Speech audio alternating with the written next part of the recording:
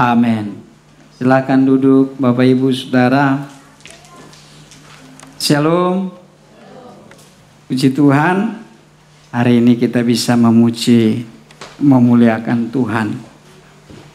Baik, tema firman Tuhan adalah pagi hari ini membawa damai di tengah badai.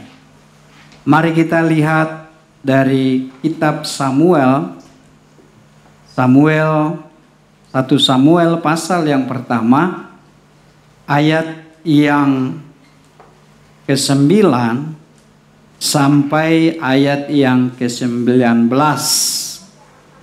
Agak banyak ayatnya saudara, dan khotbah saya pun ada 7 halaman. Jadi Bapak Ibu siapkanlah dopingnya. Yang mau makan permen disiapkan permennya, ya. Kalau tertidur nggak apa-apalah pada saat pemberitaan firman.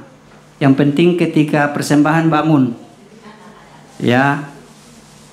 Saya berharap Bapak Ibu bisa mengikuti dengan baik. Kita baca bersama-sama, bergantian. Saya ayat yang ke-9, Bapak Ibu nanti bersama-sama ayat yang ke-10. Anak buah Daud sampai ke sana. Atas nama Daud mereka menyampaikan kepada Nabal tepat seperti yang dikatakan itu. Kemudian mereka menanti.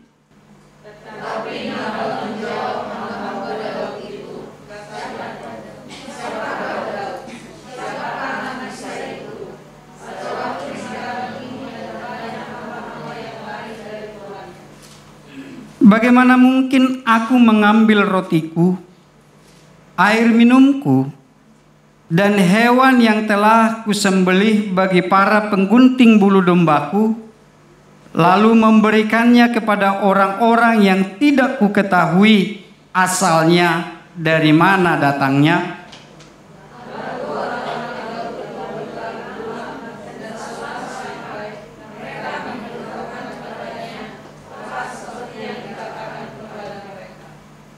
Kata Daud kepada orang-orangnya, kamu masing-masing sandanglah pedangmu. Lalu mereka masing-masing menyandang pedangnya. Daud juga menyandang pedangnya. Kira-kira 400 orang maju mengikuti Daud, sedangkan 200 orang tinggal menjaga perlengkapan.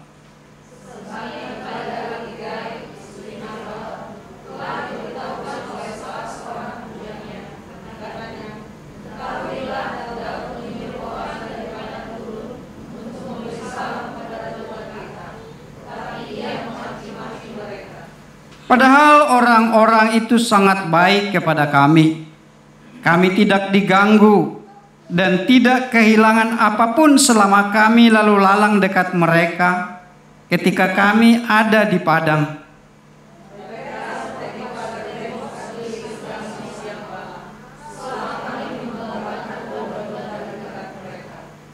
Sebab itu, pertimbangkanlah dan sadarilah apa yang harus kau lakukan, sebab celaka pasti datang atas Tuan kita dan seisi rumahnya. Ia seorang durjana sehingga tidak dapat diajak bicara.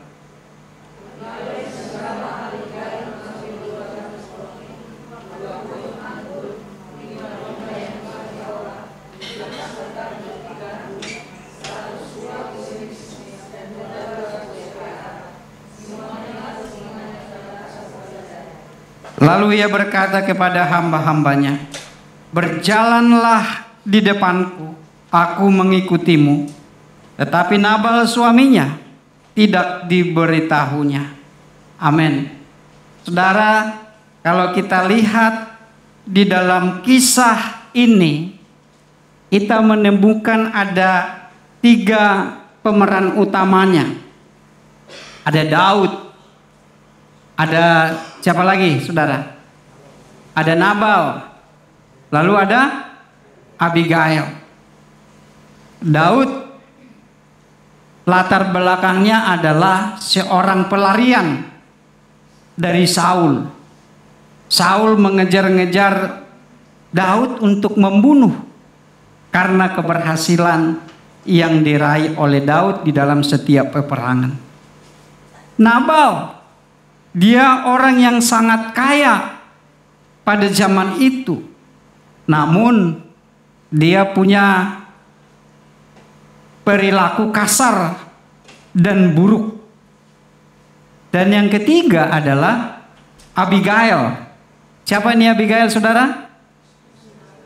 Istrinya Nabal. Alkitab katakan dia wanita yang bijak dan yang cantik. Sama seperti wanita-wanita yang ada di tempat ini. Amin. Kayaknya seorang doang yang bijak dan cantik. Percaya diri dong saudara ya. Jadi Abigail adalah seorang wanita yang bijak dan cantik. Ya. Namun kita menemukan masalah di sini saudara. Dikatakan bahwa Daud telah memutuskan celaka akan didatangkan kepada Nabal, keluarganya.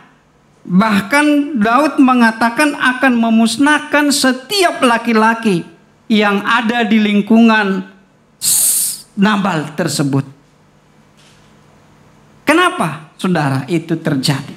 Kalau kita lihat kan di pasal yang ke-25 ayat yang kedua sampai dengan ayat yang ke-8 itu, Daud ini memiliki gerombolan orang-orang yang pelarian sehingga ada 600 orang yang mengikutinya. Di suatu ketika mereka kelaparan dan dia tahu bahwa Nabal memiliki sesuatu yang mereka butuhkan. Lalu Daud mengirim pesan melalui 10 anak buahnya datang kepada Nabal. Namun jawaban apa yang mereka terima? Bukan makanan yang didapatkan, tapi cacianlah, makian yang disampaikan oleh Nabal kepada anak buah daripada Daud. Masalah seperti yang saya katakan tadi bahwa Daud sudah keburu emosi dan sakit hati dengan perkataan itu. Dan dia sudah ucapkan bahwa tidak akan ada seorang laki-laki yang tersisa dari lingkungan Nabal sampai fajar menyingsing. Kalau kita coba lihat saudara, kira-kira apalah penyebabnya Nabal bisa mengatakan seperti itu kepada utusan Daud. Kalau kita lihat di ayat yang ke-10 dikatakan bahwa Nabal menjawab hamba-hamba Daud itu. Siapa Daud? Siapa anak Isai itu? Sekarang ini banyak hamba yang lari dari tuannya. Masakan aku mengambil rotiku, air minumku, dan hewan bantaian yang kubanta bagi orang-orang pengguntingku. Lalu di 1 Samuel ayat 14 juga dikatakan bahwa Nabal memaki mereka. Perkataan ini menurut Bapak Ibu Saudara kira-kira bisa keluar, apakah memang bisa dikatakan Nabal itu orang yang rendah hati atau orang yang sombong saudara? Kebaikan Daud adalah sebagai seorang gerombolan pelarian tidak mengganggu gembala-gembala daripada Nabal. Kalau kita lihat sejarah dari para gembala di padang gurun di Israel, contohnya kita lihat bagaimana gembala daripada Ayub dirampas oleh bangsa-bangsa yang di sekitarnya, hewan ternak dan peliharaannya. Ancaman-ancaman seperti itu berpotensi untuk mengganggu para gembala-gembala pada waktu itu. Namun dikatakan bahwa Daud dan gerombolannya itu ibaratkan pagar tembok.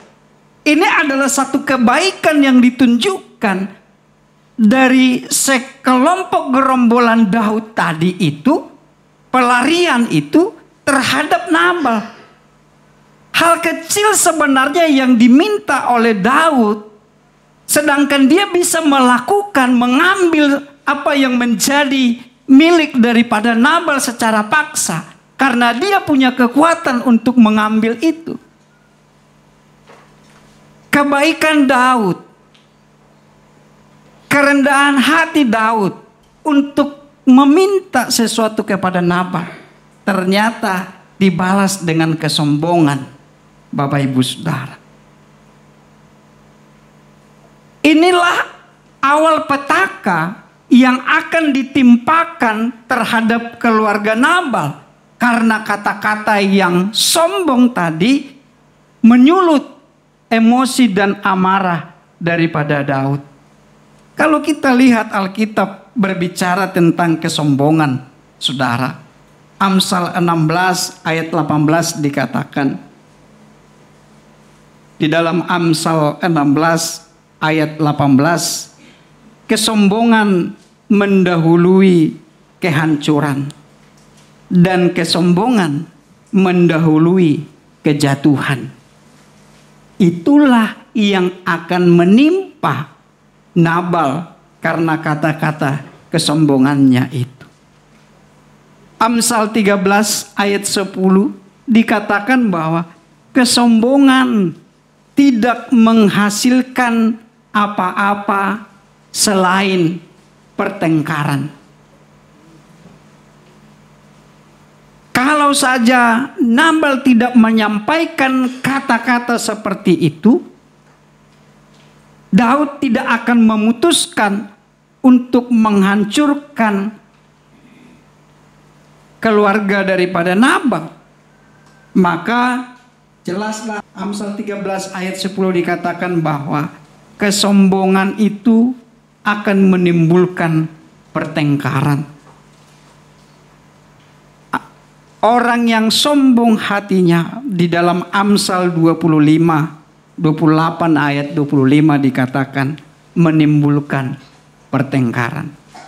Jadi jelas bahwa tidak ada sesuatu yang baik dari perkataan sombong, perilaku sombong, selain daripada hal yang sia-sia dan pertengkaran, saudara.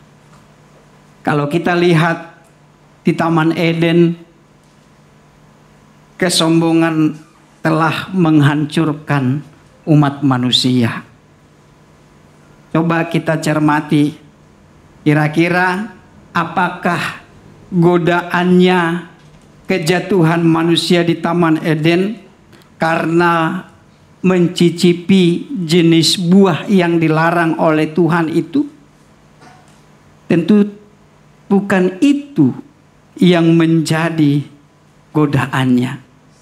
Godaannya adalah ketika dituliskan di situ yang disampaikan oleh iblis dalam Kejadian 3 ayat yang kelima, dikatakan kamu akan menjadi seperti Allah. Tetapi Allah mengetahui bahwa pada waktu kamu memakannya, matamu akan terbuka dan kamu akan menjadi seperti Allah, tahu tentang yang baik dan yang jahat. Godaannya adalah ketika iblis sampaikan kamu akan menjadi seperti Allah. Langsung tergugah hati dan pikirannya. Terbayang bagaimana kebesaran kuasa Allah. Sangat tergiur ketika dikatakan dia akan sama seperti Allah. Tuhan berkata semua boleh kamu nikmati, tetapi jangan dengan buah pohon pengetahuan tersebut. Mengapa, saudara? Karena hanya Allah yang memiliki hak untuk menentukan apa yang baik dan apa yang jahat bagi manusia. Tetapi kita lihat bahwa iblis menggoda Hawa dengan kesombongan. Kamu akan menjadi seperti Allah. Kesombongan tersebut ingin merebut posisi Allah dalam hidup mereka.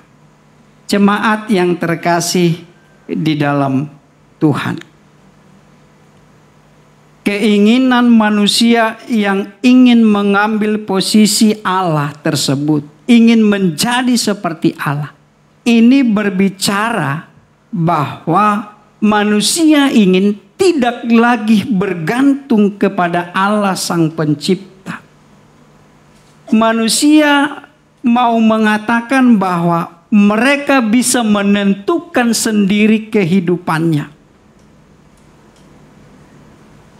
Apa yang baik menurutnya, apa yang tidak baik menurutnya, dia mau memutuskan sendiri tanpa mendengarkan, bergantung, bertanya kepada Allah. Keinginan itulah yang coba Allah tahan dengan mengatakan bahwa tidak boleh memakan buah pengetahuan yang baik dan yang jahat. Ternyata manusia gagal di situ. Kesombongan bisa lebih menguasai pikiran dan hatinya. Kalau kita lihat dalam konteks sekarang saudara, bahwa kesombongan adalah sikap hati yang meninggikan diri di atas orang lain, bahkan melebihi Tuhan. Tidak jauh berbeda dari keinginan Hawa pada saat. Seolah-olah manusia mau mengatakan bahwa jangan Tuhan ikut campur dalam kehidupanku. Kesombongan yang meninggikan diri atas orang lain seolah-olah mau mengatakan bahwa saya tidak membutuhkan siapa-siapa orang lain dalam kehidupan saya. Bahaya inilah yang dikatakan penulis Amsal tadi, bahwa kesia-siaan, pertengkaran, hal yang negatif yang akan dituai oleh setiap orang yang memiliki kesombongan tersebut. Maka untuk terhindar dari kesombongan ini saudara, yang harus kita lakukan adalah kita harus menyadari bahwa segala sesuatu yang kita miliki, yang kita raih, itu sumbernya daripada Tuhan. Paulus katakan dalam 1 Korintus 4 ayat 7, sebab siapakah yang membedakan kamu dari orang lain? Apakah yang kamu miliki yang tidak kamu terima? Dan jika kamu telah menerimanya, mengapakah kamu bermegah seolah-olah kamu tidak menerimanya?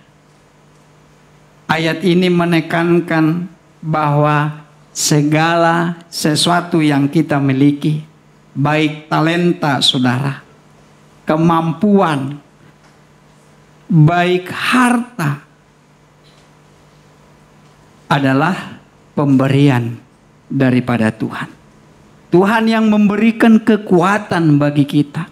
Tuhan yang memberikan hikmat bagi kita untuk kita bisa memperoleh segala sesuatu itu. Bapak Ibu Saudara, bayangkan engkau punya kesempatan, tapi engkau tidak punya kekuatan, tinggal berbaring di rumah sakit umpamanya. Apa yang bisa kita raih? Tapi karena Tuhan memberikan kekuatan, memberikan hikmat, pengetahuan, kemampuan bagi kita, sehingga kita bisa melakukan pekerjaan yang menghasilkan uang, kita tidak bisa mengatakan itu karena jerih payah yang aku lakukan. Tapi itu semua karena anugerah daripada Tuhan. Amin, saudara. Saudara terkasih di dalam Tuhan, hidup kita di dunia ini tidak terlepas dari konflik, permasalahan, pergumulan. Ada konflik dalam keluarga. Sering konflik dalam keluarga itu sering muncul bukan karena masalah yang besar, tapi karena kesombongan, tidak mau mengalah, ingin menang sendiri. Konflik di lingkungan kerja biasanya itu juga timbul karena orang ingin merasa atau berpikir bahwa dia yang paling mampu, paling hebat. Konflik di dalam gereja itu timbul karena kita ingin selalu dipuji, haus pujian daripada melayani di dalam kerendahan hati. Maka Bapak Ibu Saudara, dalam keadaan seperti itu, kita sering diperhadapkan dengan pilihan. Ikut menjadi provokator atau mau menjadi penonton yang tidak mau melakukan apa-apa, atau sebaliknya. Jika muncul konflik itu, kita mau bertindak sebagai pembawa damai, sebagaimana dilakukan oleh Abigail tadi, saudara. Maka kita boleh belajar dari seorang perempuan yang bernama Abigail yang kita baca tadi. Ada konflik besar yang akan terjadi, tapi dia memilih untuk menjadi alat perdamaian, saudara. Hal yang bisa kita teladani dari seorang Abigail yang pertama adalah kerendahan hatinya.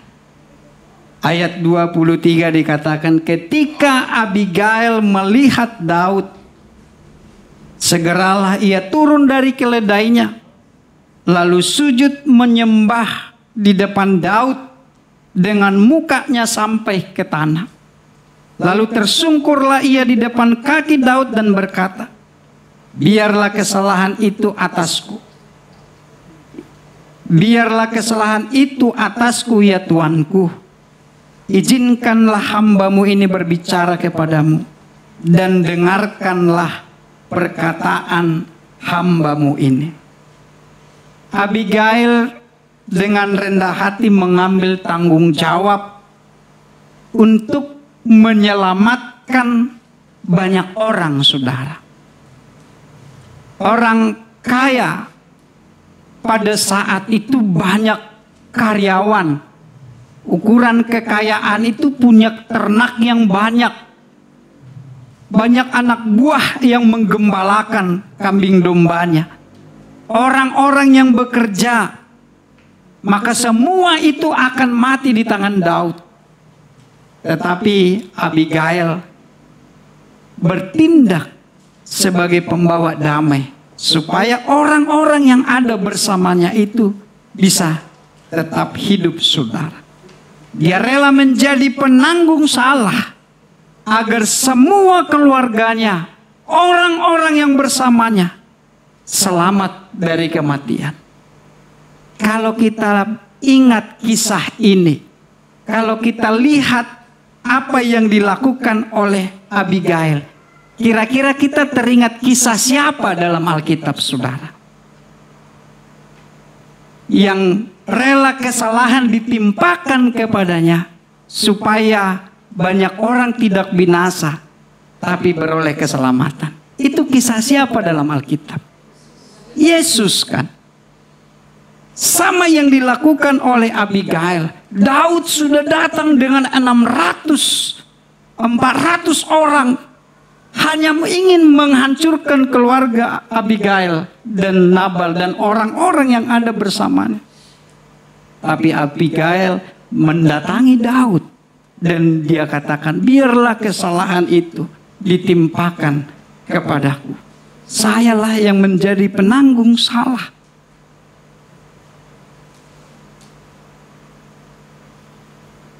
Yesus rela melakukan hal itu, menanggung dosa manusia supaya semua selamat, tidak binasa. Dia menanggung kesalahan kita di atas kayu salib. Paulus katakan di dalam 2 Korintus 5 ayat 21.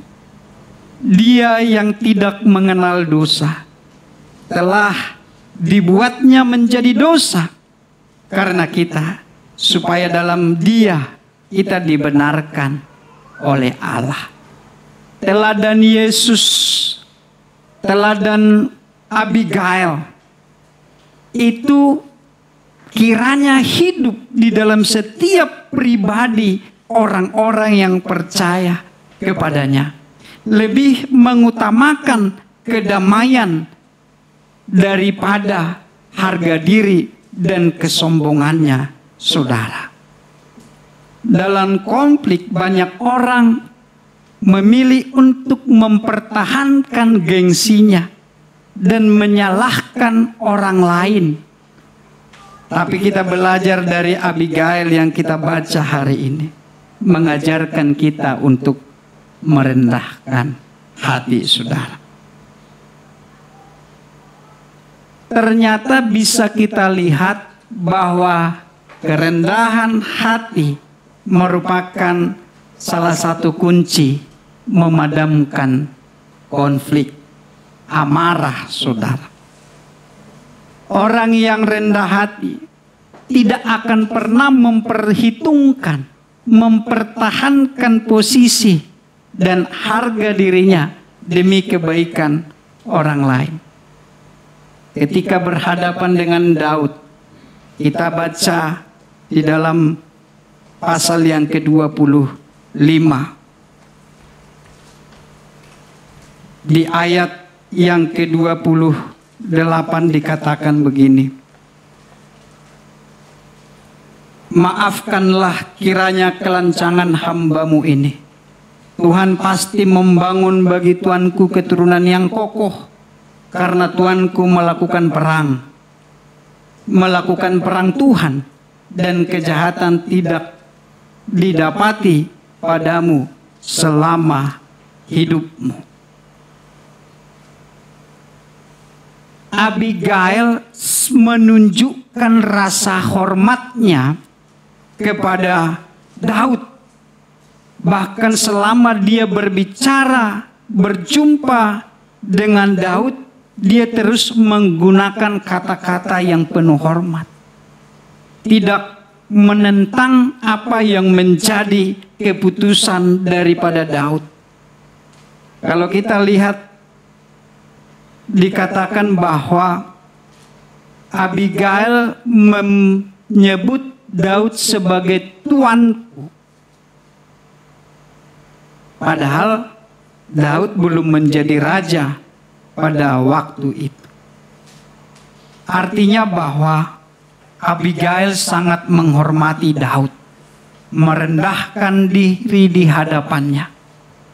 Karena kemarahan yang sudah meluap hanya bisa diredakan dengan sikap kerendahan hati dan menghormati orang yang ada di depannya itu. Sebagaimana Petrus katakan di dalam Petrus 2 ayat 17, hendaklah kamu menghormati semua orang, mengasihi saudara-saudara seiman, takut akan Allah, hormati raja. Dalam rumah tangga, pekerjaan, dalam gereja, kita kadang menghadapi orang yang emosional atau menghadapi orang yang berbuat salah. Namun satu hal yang bisa kita pelajari dari Abigail adalah tetap menghormati posisi atau martabat orang tersebut, tidak mempermalukan, tetap menggunakan kata-kata yang baik, yang sopan. Itu berhasiat untuk meredakan emosi atau amarah seseorang. Yang kedua yang bisa kita pelajari dari Abigail adalah dia bertindak dengan hikmat. Kalau kita lihat di dalam ayat yang ke-18, lalu segeralah Abigail mengambil 200 roti, 2 buyung anggur, 5 domba yang diolah, 5 takar gandum panggang, 100 kue kismis, dan 200 kue arah. Semuanya itu dibuatnya ke atas keledai. Lalu ia berkata kepada hamba-hambanya, berjalanlah di depanku, aku mengikutimu. Tetapi Nabal suaminya tidak diberitahuinya. Bertindak dengan hikmat berarti memikirkan dan melakukan sesuatu berdasarkan kebenaran Allah, bukan hanya logika atau emosi perasaan kita sendiri. Itu yang dilakukan oleh Abigail, mengambil keputusan yang bijak, yang tepat, dan berdampak baik kepada orang banyak, bukan mendatangkan kecelakaan. Itu tindakan yang diambil oleh Abigail, dan dia bertindak cepat dengan cara yang tepat, saudara. Setelah menyadari bahaya yang ditimbulkan oleh penolakan kasar Nabal terhadap Daud, ia langsung bertindak menemui Daud, dan dia tanggap apa yang dibutuhkan Daud. Itu yang dibawanya kepada Daud, saudara. Karena kalau dia berlama-lama, kalau dia datang kepada Nabal suaminya, bisa fatal akibatnya. Kenapa? Karena Daud dengan pasukannya sudah segera datang. Kalau dia menyampaikan kepada suaminya, maka akan terjadi adu argumen bisa di situ, memperlambat tindakan dan mempercepat bahaya, saudara. Itulah dikatakan bertindak dengan hikmat. Kecepatan menunjukkan pemahaman terhadap situasi dan kemampuan untuk bertindak dengan tepat sesuai dengan kebenaran Tuhan. Abigail melihat bahwa Daud sangat marah dengan tindakan jawaban daripada Nabal. Di dalam 1 Samuel ayat 17 dikatakan tadi di situ bahwa pembunuhan akan dilakukan oleh Daud. Namun tindakan Abigail adalah mencegah itu terjadi. Bahkan bukan hanya menyelamatkan Nabal dan orang-orang di sekitarnya, tapi Daud juga katakan bahwa Abigail datang untuk menghambat aku menumpahkan darah pada waktu itu. Artinya bukan hanya keluarganya yang diselamatkan, tapi Daud juga diselamatkan dari dosa membalas dendam atas ketidakbaikan yang dilakukan oleh Nabal. Bahkan yang menarik, saudara, tindakan hikmat yang dilakukan Abigail adalah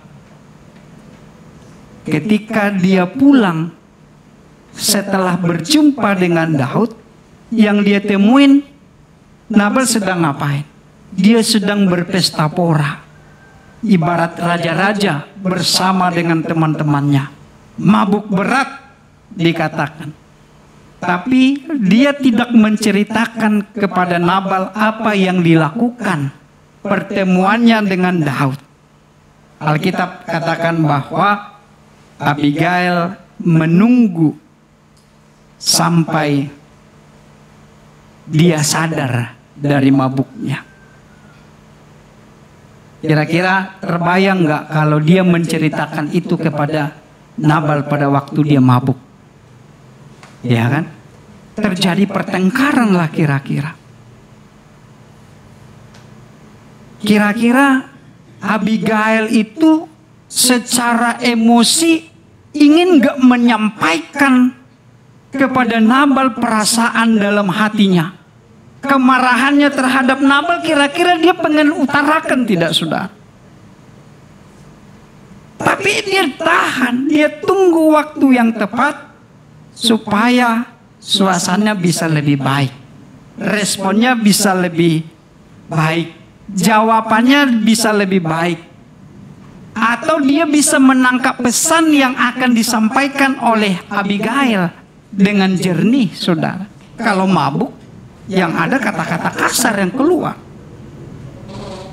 Bapak Ibu Saudara terkasih di dalam Tuhan, kira-kira bagaimana supaya kita bisa menjadi orang yang penuh hikmat menurut firman Tuhan? Yakobus 1 ayat 5 dikatakan. Yakobus 1 ayat 5. Tetapi apabila di antara kamu ada yang kekurangan hikmat, hendaklah ia memintanya kepada Allah, yang memberikan kepada semua orang dengan murah hati dan tidak membangkit-bangkit, maka hal itu akan diberikan kepadanya. Hendaklah ia memintanya kepada Allah. Berarti hikmat itu turun daripada Allah, dan hikmat itu diberikan kepada orang yang meminta. Kalau berbicara meminta berarti ada hubungan yang baik, saudara. Betul ya?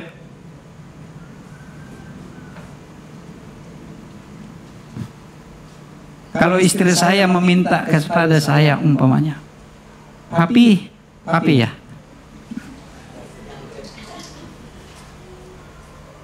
bagi uang umpamanya, langsung saya kasih 1 juta, cepat saya kasih. Karena kebetulan saya ada uang 1 juta kan saya kasih. Tapi kalau umpamanya si Ius yang minta uang 1 juta, mikir dong saya. Iya toh? Saya bisa kasih karena saya ada hubungan yang dekat. Ya, selalu bersama. Tapi kalau orang lain yang tidak pernah dengan kita bersama minta uang, kita agak susah memberikannya. Kemarin saya mau pulang dari sekolah, ada driver di sekolah lagi cuci motornya, tiba-tiba datang ke mobil. Pak, kenapa? Pinjam dulu uangnya 100. Dalam hati saya, baru kali ini supir berani meminjam uang. Karena dia pikir karena saya suka bercanda mungkin. Kami ada 3 kepala sekolah di sana. Kepala sekolah SMP dia nggak berani, SMK nggak berani ke saya. Karena suka bercanda, ngobrol. Dia pikir bisa masuk kali ini sama Pak Gihon ini. Dalam hatiku, berani juga nih orang minjem 100. Nah kebetulan ada memang saya kasih gitu kan. Maksud saya saudara, kalau tidak ada kebersamaan, hubungan, ada orang mau minta uang itu susah kita berikan. Makanya seringkali kalau ada yang konten-konten yang mau minjam uang, suruh beli ini kan banyak orang kelewat kan. Susah memberikannya. Kenapa ya? Berpikir siapa ini orang gitu. Nah, kalau kembali ke sini saudara, dikatakan bahwa kalau kita butuh hikmat, dikatakan mintalah kepada Allah. Ya kan? Kalau bicara meminta, akan dengan cepat diberikan jikalau ada hubungan yang baik. Tapi kalau tidak ada hubungan yang baik, maka agak susah kita memberikan kepada orang lain. Seperti itulah. Karena hikmat itu kan datangnya tiba-tiba, saudara. Kalau yang dihafalkan itu pengetahuan. Tapi kalau hikmat datang tiba-tiba. Makanya ketika Yesus berbicara kepada murid-muridnya untuk memberitakan Injil, dikatakan bahwa Roh nanti yang akan berbicara melalui kamu. Sehingga apa yang dikatakan Roh lah yang akan kamu sampaikan. Hikmat itu seperti itu, saudara. Berarti kata kuncinya, miliki hubungan yang baik dengan Tuhan. Hikmat bukan hasil pengalaman atau kepintaran. Hikmat datangnya daripada Tuhan. Itu sebabnya kita harus memiliki kerendahan hati. Membutuhkan, mengakui bahwa kita butuh hikmat Tuhan. Kita minta melalui doa setiap hari, saudara. Sebelum melakukan aktivitasmu, berdoa supaya sepanjang hari ini hikmat Tuhan menyertai kita. Karena bicara pengetahuan, ada banyak orang pengetahuannya lebih tinggi dari kita, lebih cerdas dari kita. Tapi hikmat Tuhan tidak semua orang memilikinya. Itu ditentukan adalah dengan hubungan kita dengan Tuhan. Seseorang bisa menjadi penuh hikmat Tuhan.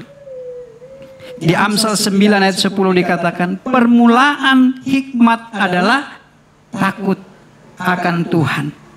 Orang yang hidup dalam takut akan Tuhan akan selalu bertanya, apakah yang akan aku lakukan hari ini berkenan kepada Tuhan atau tidak?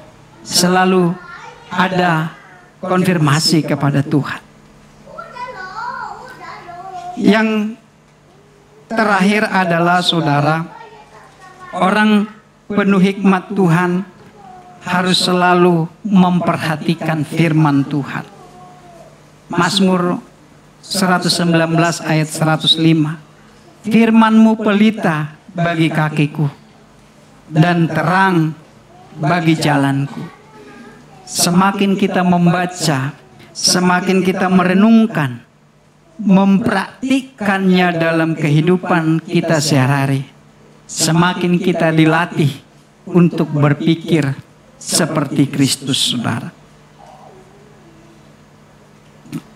Lalu yang bisa kita pelajari yang terakhir dari Abigail adalah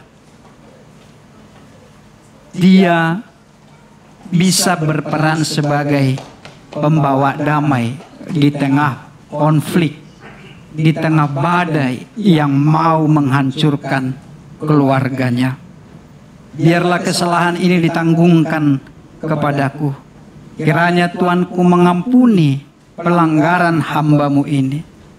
Seperti yang disampaikan oleh penulis Amsal di dalam Amsal 15 ayat 1. Jawaban yang lemah lembut meredakan kegeraman. Itu yang dilakukan oleh Abigail. Berhasilkah Abigail dengan tindakannya mencegah konflik terjadi, pembunuhan terjadi di tengah keluarga Nabal? Ayat 32 dikatakan, lalu Daud berkata kepada Abigail, terpujilah Tuhan Allah Israel yang telah mengutus engkau menemuiku hari ini. Terpujilah kearifanmu dan terpujilah dirimu yang pada hari ini mencegah aku menumpahkan darah dan membalas dengan tanganku sendiri. Tetapi demi Tuhan yang hidup, Allah Israel yang telah mencegah aku berbuat jahat kepadamu, seandainya engkau tidak segera datang menemui aku, pasti tidak ada seorang laki-laki pun yang masih hidup pada Nabal sampai fajar menyingsing. Berhasil, saudara. tindakan yang cepat, yang penuh hikmat, yang didasarkan pada kerendahan hati, dengan perkataan yang lemah lembut, bisa meredakan amarah yang berkobar-kobar di dalam hati Daud. Daud memuji kearifan, kebijaksanaan yang dilakukan oleh Abigail. Saudara terkasih di dalam Tuhan, kalau kita lihat Abigail tidak membela Nabal, juga tidak menyalahkan Daud yang dengan emosi meluap-luap itu, tapi dia memposisikan diri sebagai penengah, bukan memihak. Ia berbicara bijak dan meredahkan amarah. Di dalam kehidupan sekarang ini kita harus punya sikap yang benar, saudara. Jangan kita menjadi pemicu konflik seperti Nabal, dan juga jangan cepat tersulut emosinya seperti Daud. Tapi jadilah kita pembawa damai seperti Abigail. Namun kita butuh kerendahan hati dan keberanian untuk bertindak cepat dan tepat. Abigail rela dia berdiri di tengah orang yang bertikai, pihak yang bertikai itu. Di satu sisi ada suami yang keras kepala. Di sisi lain ada Daud yang dengan kemarahan yang besar. Tapi posisi Abigail, dia katakan, biarlah kesalahan itu ditimpakan atasku. Abigail memutuskan untuk menjadi penengah, untuk memutus rantai kemarahan dan memadamkan konflik. Abigail ini menggambarkan orang yang penuh hikmat dan takut akan Tuhan. Sikap seperti inilah, saudara, yang harus terus kita tumbuhkan di dalam kehidupan kita. Di rumah tangga, mari kita jadi Abigail yang memadamkan konflik, bukan seperti Nabal yang memperkeruh suasana. Di dalam gereja, jadilah kita seperti Abigail yang mengutamakan kasih, bukan egonya. Bahkan di dalam dunia kerja, jadilah kita seperti Abigail yang selalu mencari solusi damai, bukan saling menyalahkan satu dengan yang lain. Abigail adalah teladan yang luar biasa tentang kerendahan hati yang menghasilkan damai. Firman Tuhan berkata, berusahalah hidup damai dengan semua orang dan kejarlah kekudusan. Matius 5 ayat 9, sama-sama kita baca. Matius 5 ayat yang ke-9.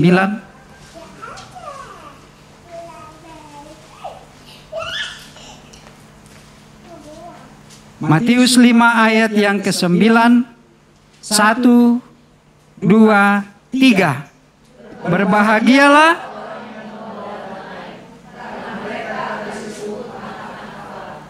amin, kita anak-anak Allah, karena kita adalah pembawa damai. Amin. Firman Tuhan selesai. Silakan bangun, saudara. Mari kita berdoa. Haleluya.